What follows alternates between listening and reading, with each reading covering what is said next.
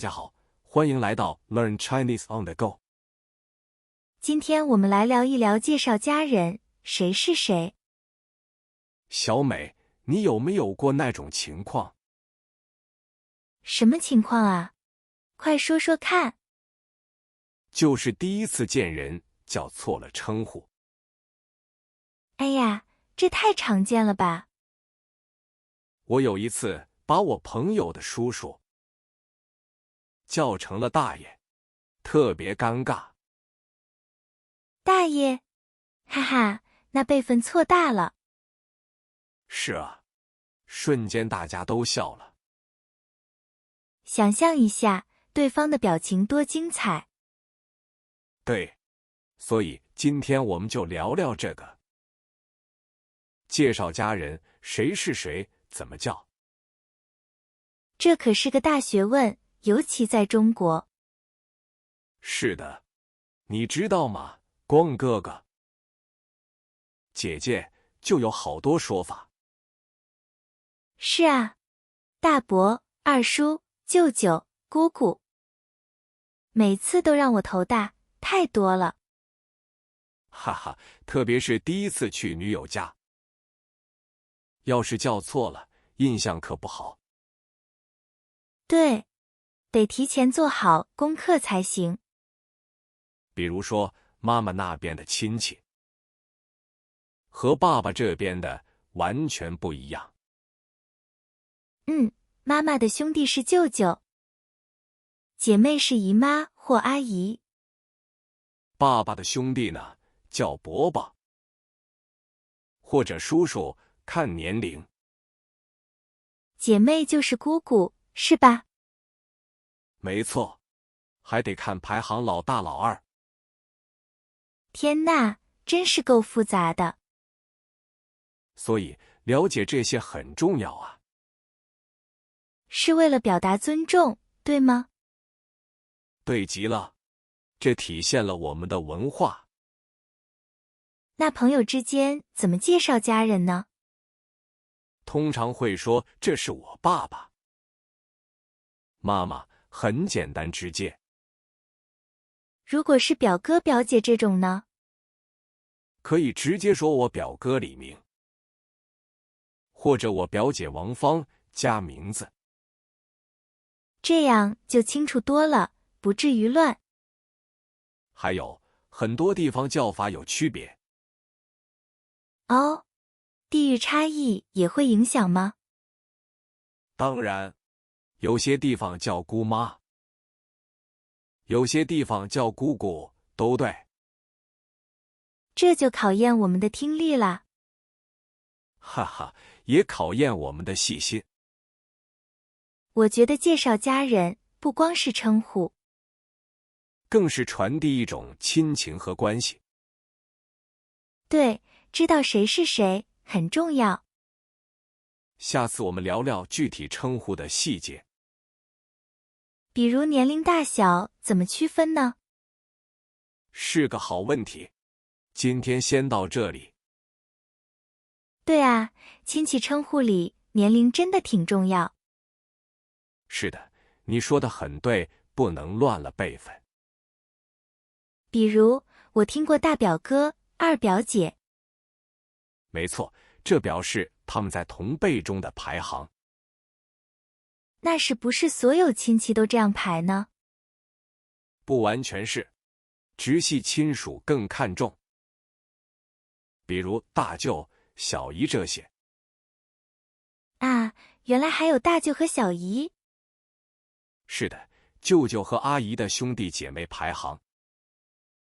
哇，这个学问还真不小啊。我有一次去朋友家吃饭，闹了个笑话。快说说，什么笑话？我爱听。我叫他堂哥，结果他比我爸还大。哈哈，辈分完全错乱了。他是叔叔辈的，我赶紧改口。这种尴尬场面确实让人印象深刻。所以搞清楚年龄和辈分真的太重要。不然真的会让人误会。还有一种情况就是虚长几岁。虚长，就是看起来更老的意思吗？不，是只比你实际年龄大一点点。但因为某种原因，你称呼她为哥姐。哦，那是不是因为关系比较好呢？有这方面的原因，表示尊重和亲近。明白了，就像朋友之间也叫哥姐。对，但亲戚里更严格，有血缘关系。那堂和表的称呼怎么区分呢？堂是同姓，表示异性的亲戚。这个我以前总是分不清。我记得我奶奶教我一句顺口溜。哇，快分享一下，我正好需要。同姓为堂，异姓为表，内外有别。内外有别是指什么呢？内是指父系，外是指母系。哇塞，这个顺口溜太实用了。是啊，很多家族都用这种方法传下来。这样一说，我脑子里清晰多了。哈哈，那考考你，你爷爷的姐妹，他的孩子，你要怎么称呼呢？爷爷的姐妹是姑奶奶。没错，那他的孩子呢？应该是表姑或表叔的孩子吧？这就涉及到更远的亲戚关系了。真是越聊越觉得家族称呼深奥。是啊，这背后是传统和家族观念。感觉每个称呼都有它的故事。比如有些地方还会称呼族长。族长，那是特别有威望的长辈吗？对，通常是家族里辈分最高的人。哇，下次我们聊聊这些特殊称谓。好啊，这些称谓真的很有趣。对，感觉每个都蕴含历史。我记得小时候去远房亲戚家。哦，遇到什么特别的称呼？有位老奶奶，大家叫她老太爷。老太爷，那不是称男性吗？是啊，我当时也特别困惑。哇，这个真的很少见呢。后来才知道，那是他辈分很高。即使女性也能用太爷。对，那是表示在家中的地位。真是文化上的一个特别现象。有些地方特别尊敬长辈方式。我也听过类似，但没这么夸张。比如有些大家族里会这样用。它超越性别，只看辈分高低。没错，是权力和尊重的象征。我感觉这很能体现传统文化。是的，血缘和辈分很重要。那现代社会还常见吗？城市里不常见，农村可能还有。这种称呼确实有些复杂。说到复杂，大家觉得姑舅亲呢？姑舅亲，好像听过，但不太懂。就是姑姑的孩子和舅舅的孩子。他们之间怎么称呼？很特别吗？他们互相之间可以叫表兄妹。这个听起来比较正常呀。但关键是有些地方会联姻。联姻？近亲结婚的意思吗？以前是这样，为了亲上加亲。哇，这个文化习俗很有趣。这种传统现在已经很少见了。对，现在都讲究优生优育。但姑舅亲这个概念还在。它代表着特殊的血缘纽带。比如过年会强调这层关系。原来如此，这是种人情味儿。没错，它加强了家族凝聚力。那在称呼上有没有特别的？其实，在有些方言区很有意思。哦，又有什么新鲜的称呼？他们会把表兄妹也叫做堂兄妹。这不是乱了吗？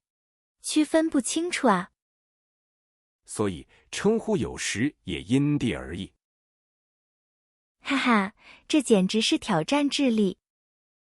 没错，而且现在独生子女多了，家庭结构变化，称呼也变少了。面对重组家庭，称谓更复杂了。哇，那下次我们真要好好聊聊。没错，重组家庭的称谓太复杂了。比如，我朋友的继母该怎么称呼？对，叫阿姨显得生疏，叫妈又奇怪。是啊，这中间的感情很微妙。有些人会跟着孩子叫妈妈。真的吗？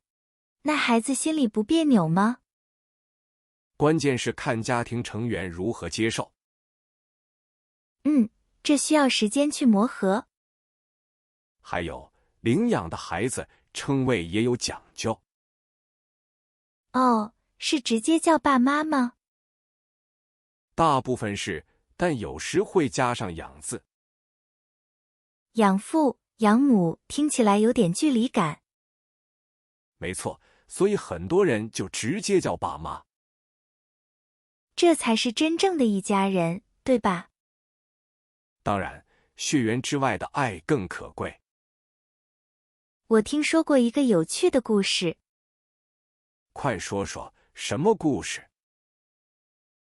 我邻居家的奶奶管孙女叫小明。小明，听起来很亲昵啊。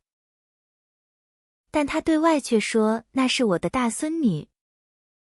哈哈，这称呼内外有别，真有意思。是啊，私下和公开有时会不一样。这就像有些地方叫长辈大爷大妈，但在家里就是叔叔阿姨了。对，这体现了人际交往的距离感。距离远近，称呼果然有变化。你有没有被一个称呼困扰过？有一次我叫错了奶奶的妹妹。叫成了什么？是姑姥姥吗？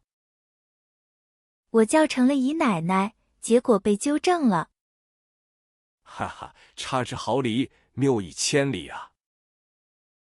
是的，奶奶的姐妹是姨奶奶没错。可是外婆的姐妹才是姨婆。哇，这里面的逻辑我总是搞混。关键是看辈分和血缘，男性还是女性。太烧脑了，简直是中文的奥秘。还有一个文化现象很有趣。是什么？快告诉我。以前很多家族会按照字辈取名。哦，就是名字里有个共同的字。没错，同辈兄弟姐妹名字都一样。哇，那一眼就能看出辈分了。对，这在大家族里非常常见。现在很少见了，因为独生子女多。而且现代人更追求个性化。但了解这些老传统真有意思。是啊，家族的传承就在这些细节里。说到传承，我突然想到一个问题。什么问题？是不是关于祠堂的？不，是关于远房亲戚的，更复杂。哦，远房亲戚确实是个大难题。是啊，称呼起来简直要了命。尤其是表哥表姐、堂弟堂妹那些。搞不清楚谁是舅舅家的，谁是姑姑家的。哈哈，我小时候也经常犯错。我有一次叫错了人，好尴尬。真的吗？快说说怎么回事。我把姑姥姥叫成了姨奶奶。哇塞，那差辈分可大了。对啊，大人们都笑了，我脸红到脖子。这倒提醒我了，亲戚关系特别讲究。是的，一个错字就完全不一样了。以前家族大，亲戚们来往很多，所以称呼才那么细致，为了区分。现在年轻人好多都不知道怎么叫了。我觉得只要有心就好，不用太死板。心意最重要，但也要尊重传统。你平时怎么记住这些复杂称呼的？我会画个简单的家族树，帮你理清。家族树，这个方法听起来不错。遇到不认识的，就先问爸爸妈妈。对，请教长辈是最稳妥的办法。远房亲戚有时会突然联系，比如过年过节或者婚丧嫁娶。我有个朋友突然来了个不认识的叔叔。哇，那他肯定很惊讶，是谁啊？原来是他爷爷几十年前失散的弟弟。天啊，这简直像电影情节一样。是啊，这就是中国家族观念的体现。就算隔了几代，血缘还是很重要的。这种远房亲戚情谊，大家觉得还有用吗？我觉得意义还在，尤其在需要帮助时。是的，中国人讲究多一个朋友多条路。亲戚有时就是你最可靠的朋友。有个有趣的文化现象，叫出五父。哦，这是什么意思？听起来很神秘。就是说，超过5代就出了亲缘关系。哇，还有这种说法，挺有意思的。但现在大部分人都不怎么知道了。我只知道大家族会修族谱。对，族谱就是记录这些家族传承的。真是博大精深啊，中国人的家族文化。是啊，这些细枝末节都很有讲究。聊到这里，我突然想起另一件事。什么事？是不是关于入赘女婿的？不，比那个还复杂，是关于重组家庭的。哎呀，重组家庭的称呼确实烧脑。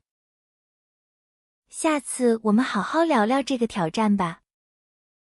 是啊，这些传统称呼真不简单。光是直系亲属就有好多说法。对，旁系亲属更是五花八门。感觉像是在解一道亲戚谜题。的确，需要好好理清关系网。尤其对外国人来说更复杂。哈哈，没错，很容易就混了。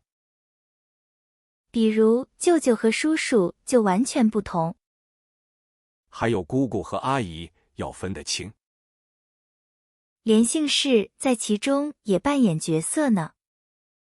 简直就是家族的活字典啊！是啊，每家都有自己的习惯。称呼里藏着深厚的家族文化。所以多听多问真的太重要了。慢慢就会熟悉这些细微差别。我记得我小时候也常常叫错。父母总会耐心地纠正我们。那也是我们学习的过程吗？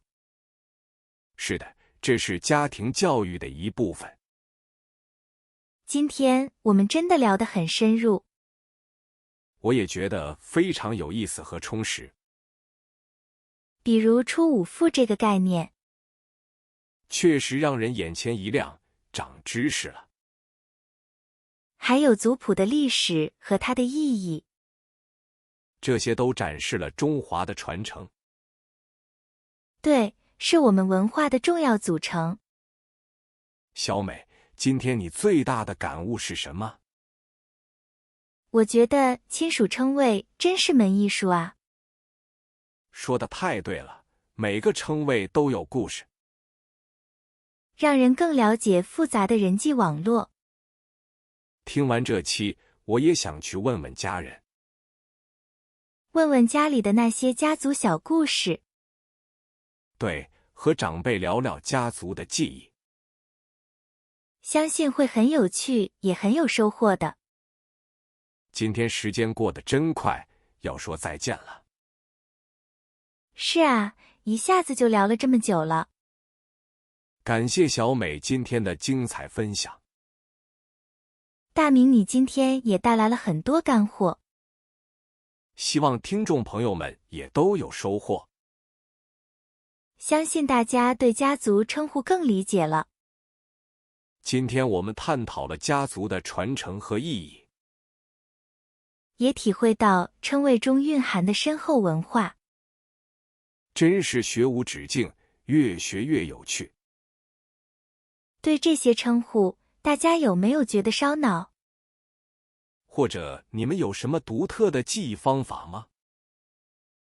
欢迎在评论区分享你的故事和经验。你的经历说不定能帮到很多人呢。下次我们来挑战更复杂的称谓吧，比如重组家庭中的各种新称呼。期待下次与大家在空中再相会。